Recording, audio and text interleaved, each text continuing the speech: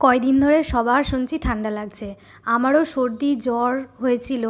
আর আমার খেতে ইচ্ছে করছিল ঝাল ঝাল বেশ কিছু। ডেলি ডেলি বাইরে থেকে চপ সিঙ্গাড়া মোমো এইসব তো খাওয়া যায় না।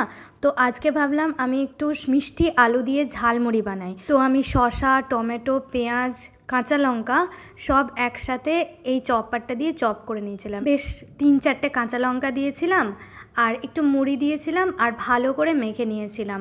বিশ্বাস করো যা লাগছিল খেতে, আমার মনে হচ্ছিল বাইরের থেকেও আমি ভালো ঝালমুড়ি বানিয়েছি। আর আমি মাঝে মাঝে মিষ্টি আলুগুলো সিদ্ধ করে তার মধ্যে চাট মশলা আর গোলমরিচ গুঁড়ো দিয়ে ভালো করে মেখে খেয়ে নিই।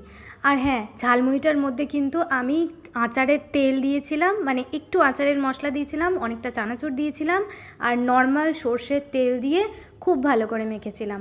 তোমরা চাইলে এইভাবে ট্রাই করতে পারো, আর ট্রাই করলে আমাকে জানিও। চলো, রাধে রাধে।